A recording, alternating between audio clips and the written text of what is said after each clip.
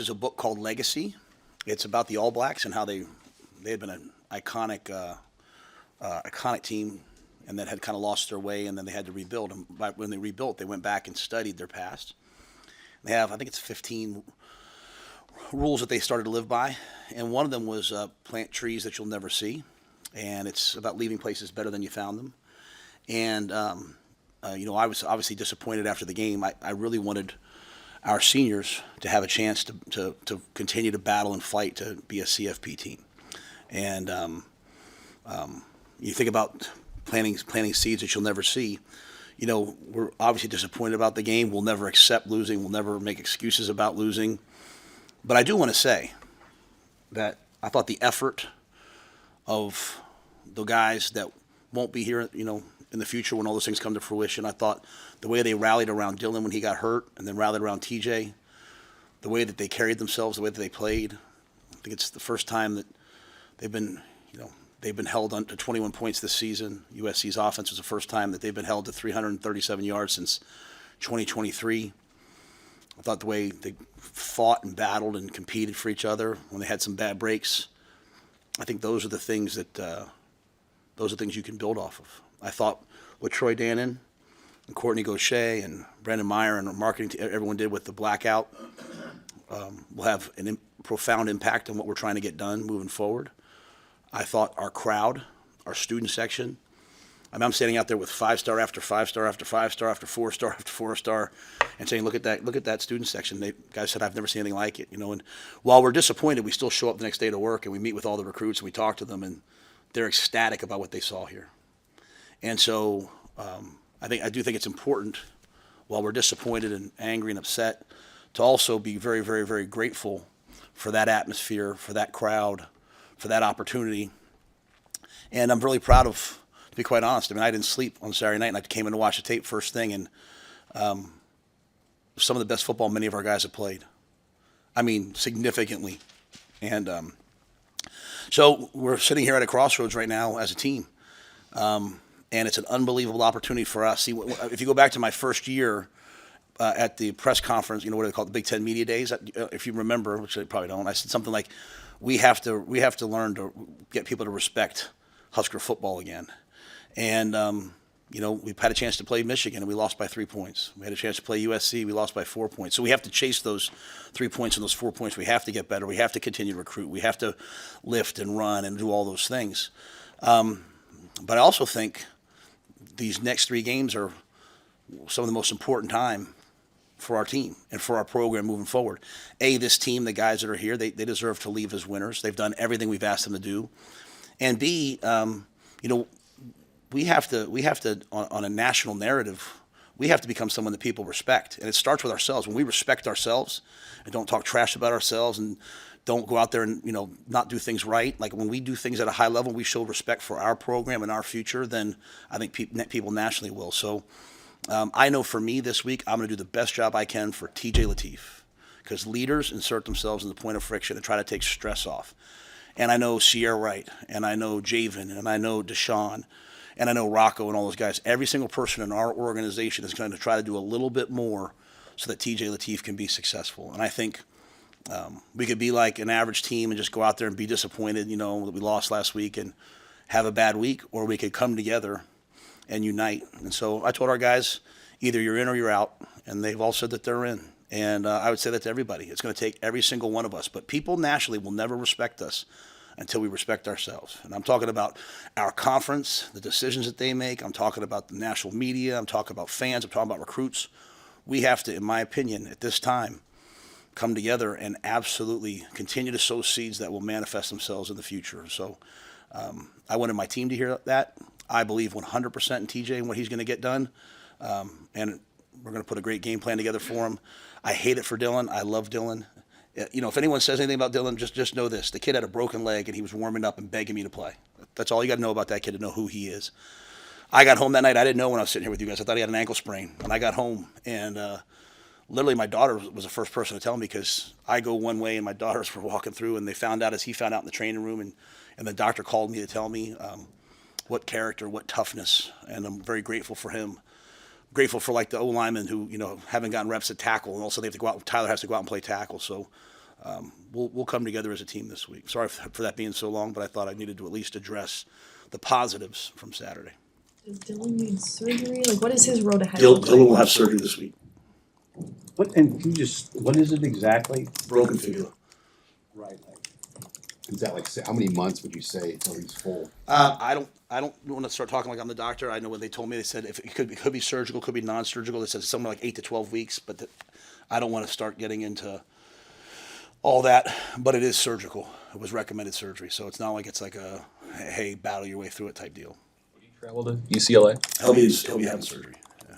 He was out there at practice last night, working with TJ, and wants to be a part of everything. But the most important thing for him right now is to get healed. So he wants to go to UCLA, and I told him he can't go. Regarding TJ, what are the key questions in your mind as you get ready for the week? I think making sure that we put together a plan that he's comfortable with everything that he needs to do. As I said, I think guys are going to have to do a great job of being strong around him.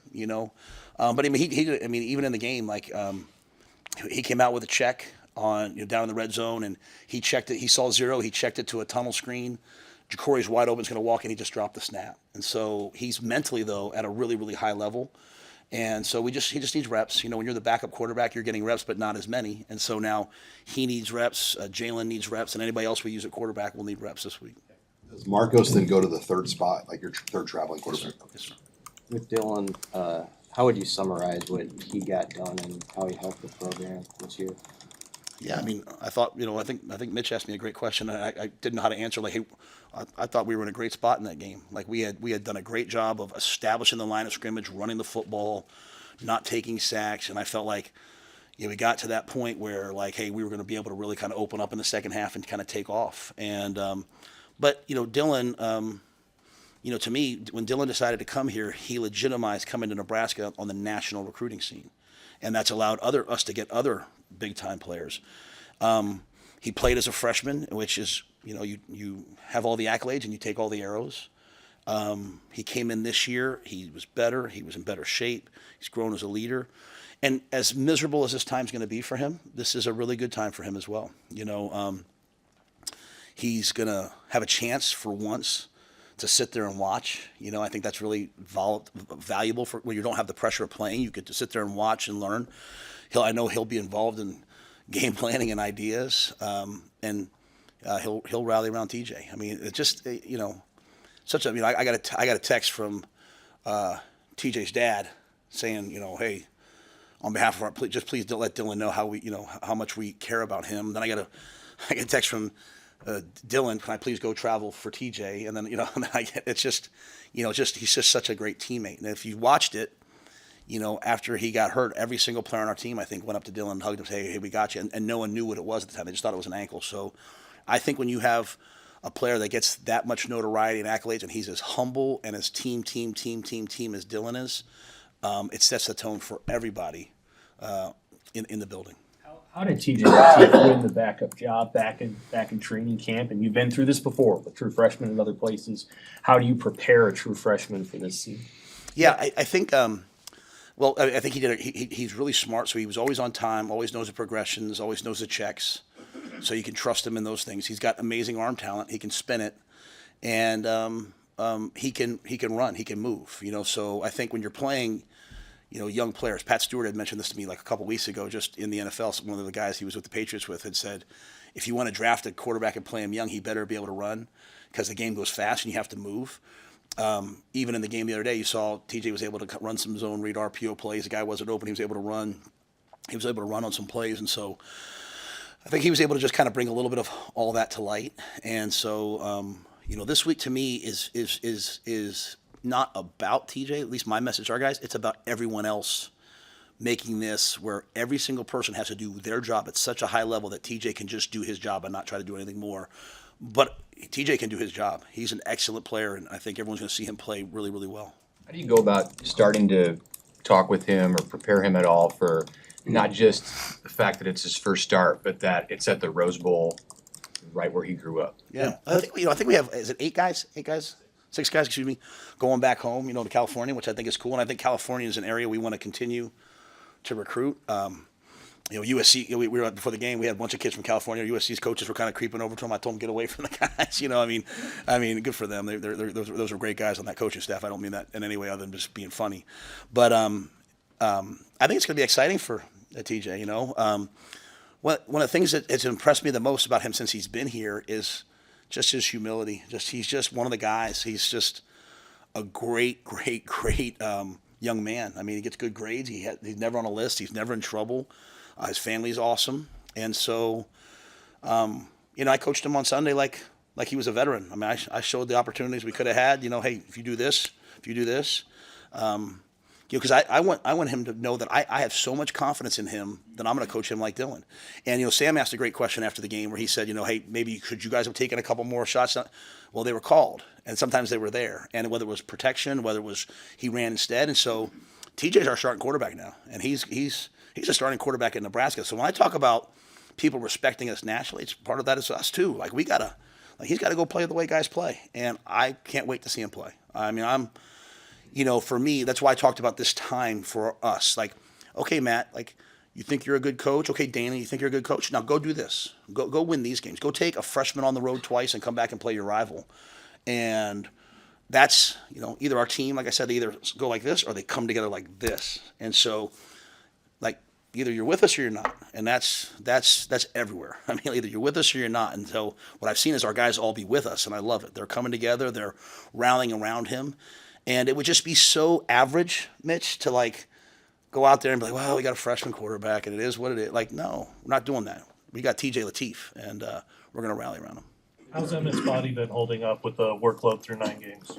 It's amazing. I mean, we were out there practicing last night and he's out there flying around. I mean, he doesn't take he's really evolved. Doesn't take a lot of direct big shots.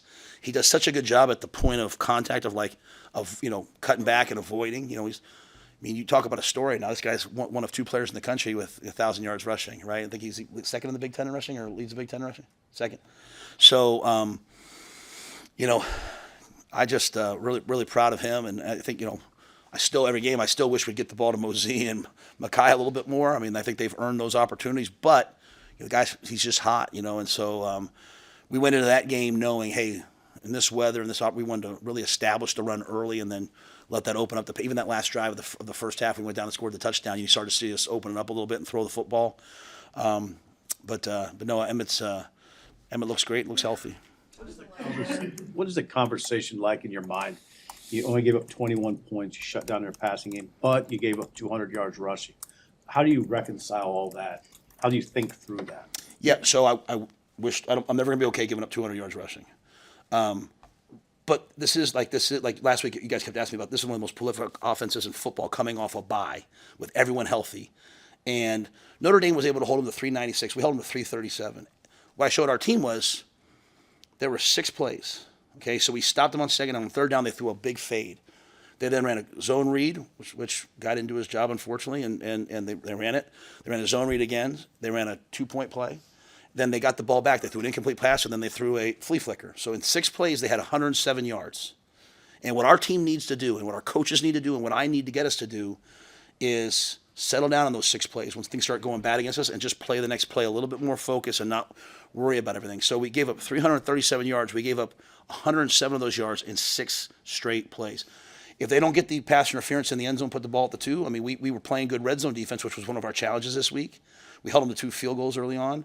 DPIs in the end zone, they put the ball at the 2. That's difficult sledding, obviously. But if we were able to stop that one, but no, yeah. So we're not going to ever be okay with 200 yards rushing, and it's not like we're sitting there in a light box playing pass. We're playing the run, but they ran the quarterback, and we had a quarterback player. We got to make those plays. But it was just they're an excellent running offense, and we knew it was going to be a challenge all night. And I was really proud of the guys. They tackled well. The least amount of yards after contact we've had in several weeks. So they had their best week of practice, preparation, everything, and they showed up to play. And wish I could have helped them get 4 more points. That said, UCLA this week will challenge you with another running quarterback. What have you seen from Nico and how much they run him, and just the challenge will be to kind of slow him down? Yeah, he's elite. He's an excellent player. Obviously he leads them in passing, he leads them in rushing. So it's really a tale of two seasons. You take out the first part of the year, right? They're 3-2 in the Big Ten. They're 3-2 under Coach Skipper. In the Penn State game, he was their leading rusher. He willed them, and it was really not even design runs. It was drop back, quarterback scrambles versus man, and versus I wouldn't even not even like undisciplined passing lanes. He's just that athletic. They were running him some design quarterback runs earlier. He started getting hit a lot. I'm sure coming off a bye, there'll be some design quarterback runs. And so I have the utmost respect for him as a player. His dad was here this summer at the Adidas 7-on-7. He was a great guy to get to know, great to know. We recruited his younger brother. So I have a lot of respect for the way he plays. And they have got receivers who can get open. They've got an excellent run game. They've got a good athletic defense. But he's an elite player. And so it'll be the same challenge as last week, a guy who could do it all. So he did some things last night. He battled through it. So I think this week will just come down to, if he's ready to play or not. And Turner, Turner's beat up at this point. Tyler, they all are. Our bye weeks next week, but there's no time to even think about bye weeks right now. So I'm assuming that Elijah will get himself ready to play. Who's behind Knack and Corcoran at tackle? So you got Elijah, Tyler, and Turner, and then the next up is Preston Tomua. So Preston's been repping at left tackle last couple weeks, and when we were going to go some of our jumbo stuff, he was going to go in and play. So he's really developed. Grant Bricks would be at the right tackle, he'd be at the left tackle. So those guys they're coming along. Those guys have kind of moved around a little bit in their careers, right? They played a little guard, a little tackle. Yeah, a little bit. I think it's just kind of been a war of attrition with some of the other positions. Like you might be, a guy like Preston, he might be best suited at 335 pounds to be a guard, but he's so athletic he can play tackle. So you start him off at, hey, what's your best position? But as we've had this run of injuries and all these things, so Gunner's having surgery, so he's done for the year. So always Teddy's done for the year. So as you have those injuries, other guys have to step up. Knee, and not an ACL or anything. Just cartilage meniscus, that type of stuff. Coach, I don't know what the atmosphere is going to be like on Saturday, but is it still a cool deal for your kids and even you as a coach to coach in the Rose Bowl? You'd have to ask the players. I don't know if they watch anime or watch football now. It depends on who it is. I was a GA at UCLA. It was one of the best times. Julie and I had no kids. We were so poor. We didn't have enough money to get this is true now. Get the pilot light turned on in our house, so we had no heat, no electricity, but you didn't really need it. We had a 1-bedroom apartment. I got a little motor scooter because you could park for free on campus. She was the breadwinner. She she had a great job for us. And it was just her and I, and so I finished my master's degree at UCLA. I met some amazing people. I loved it there. I got to meet John Wooden, and just got to sit there and talk with him. Just one of the most, I was raised on Joe Paterno time, and so the thing started at like 8 a.m. and so I was there at 7:30.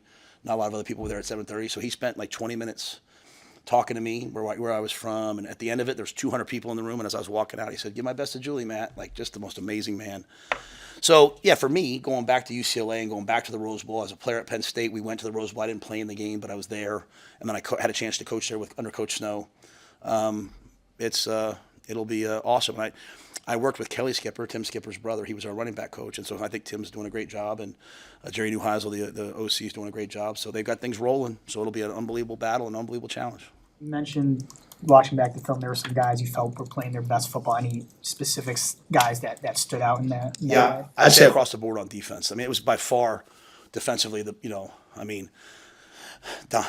want to single anybody out because like Rex Guthrie made plays, Donovan Jones made plays, our linebackers all made plays, our D line came off striking, getting off blocks. I mean, you saw Keelan flashing. You saw Petschok. I think you could see him really accelerating his. He's got it figured out now. So. When I talk about planting seeds, like those guys, like they played early, they try to figure it out. Now you're starting to see it come to fruition. I thought our offensive line, to have 188 yards rushing and literally in the second half, it was just like they put everyone down there and we still continue to make plays. I was proud of them. Luke Lindemeyer, and just across the board. Ja'Cory, you wish Ja'Cory had more production because he was wide open a couple of times, but just couldn't quite make the plays happen. But they all flashed and played hard and. So we'll have to just do it again, but do it better this week. After Minnesota, you said good teams don't lose back-to-back games. By the way, as a great coach, Steve Kerr always says, what's the message that you have for the team this week? Yeah, so you know, to me, why do you lose back-to-back games when you're still living in the past and you're letting that upset you? Letting a loss. They always say as coaches, like, don't never let a loss beat you twice. You're thinking about last week. We quickly moved on from last week. No, we went through the tape. Like, we came in, we practiced, and that's why I say I didn't sleep that night, right? Because it's like I always say to myself, if I feel that way, like after Minnesota, I was angry. I wanted to fight somebody because of the way I thought we had conducted ourselves. I was disappointed in this game because I thought we battled and we had really tough situations, whether it's the pass interference in the end zone or whether it's, Dylan going down or whatever. And the guys I kept seeing them rally and taking it to another level and fighting, so I was proud of the effort, but not, the results not good enough. And so I think the key to us was to tell the guys, like, hey, you had your best week of all this. You've gotten better every week with your preparation. It showed up in the game. You have to now do that again, and you have to do it even better this week. And so you can't go through the motions. And I think the message for our guys about, rallying around each other and making it about us. And when I say us, I'm talking about all of us. I'm not just saying the football team. I'm talking about all of us. Like, you're with us or you're not, right? And so, like, that crowd, like, not many people have that crowd that we had. And I know right now we're going to go out to the Rose Bowl, and we're going to have, like, this is the most ticket requests for me. My wife sends in a ticket request. This is the most tickets I've ever had to get. You know what I'm saying?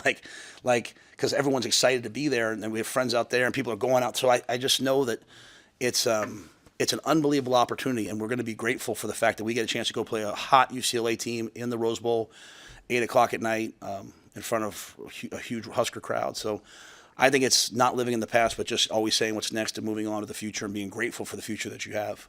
Back to the key fourth down situation in the previous game. Why was the first time out on that sequence called? So, great question. So, we had decided that we were going to come out and we thought we could make them jump. You know what I'm saying? So we said, hey, we're going to go out there, we're going to do it, we're going to try to make them jump. And they didn't jump. And so I didn't want to take the 5-yard penalty and punt it. I said, hey, we're probably going to go for this. And then just, reps and the things that TJ had done and all those different things, it just felt like as they were talking, I just felt like, you know what, take the points here. Was that the right call? Well, it didn't go through the uprights, right? So I said in front of the team yesterday, I said, hey, I have to own that I made that call and I made that decision. But we go in the game with one plan on 4th and 1 in those sort of areas, and then as the injury happened, and just, hey, what does TJ have reps in? What does he not have reps in? I just made the call at, hey, you know what, we're going to go with this. And so,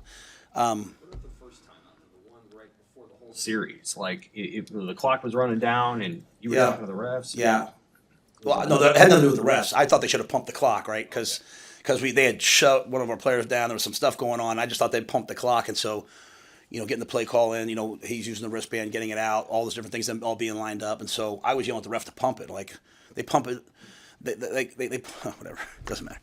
They pump it most of the time, and they didn't pump it. And I'm sitting there, so then he got the snap off in time. So again, I have to own, but I just didn't want to take. I thought we were in good position, and with him on the plus side of 50, I said, I'm going to use this timeout. I'm gonna just settle it all down. At the end of the day, I hate using timeouts. I usually just take the penalty. At the end, I don't know that the penalties hurt us because we still had the ball with a chance to go in, and but it still wasn't what I would have liked. But sometimes when you guys ask me those questions, I'd have to start throwing people under the bus. Well, this guy didn't get this, and I don't really want to do that. So I'd rather just say it's me. But as we sit here now, it's just really like the clock, and I thought the official was going to pump it, and when he did, and I started yelling at him, they had just knocked one of our guys down, and there was an altercation. Like, come on, let's just pump it and play football. So. Matt, with this trip to UCLA, will you guys do anything different? Like Maryland, you guys went out a day earlier. Is this a standard trip with a night game? Standard trip. Yeah, when I worked for Tom Coughlin, every time we went to the West Coast, we just went out and we kept everything on our time. That was before iPhones, and it changes the time for you. So everyone just kept their old BlackBerry or whatever on the East Coast time. And, going east is a lot harder, obviously, but going west is a lot easier because we'll get there and, and it'll be, we'll leave here at 1, we'll get there at 1:30, So once you get there, though, the traffic, the drive, there'll all be challenges. But, yeah, we'll go out Friday. We found out, obviously, after the game that it was going to be a night game. So obviously we'll get back really late Sunday. I'll give the guys Sunday off afterwards so that they can, we'll probably won't get back till 5 or 6 a.m. so they can sleep. With TJ, you've mentioned before, Glenn Thomas holds those guys, not Dylan, to the same standard as Dylan. How much is that useful at this moment, I guess? I think it's great. And,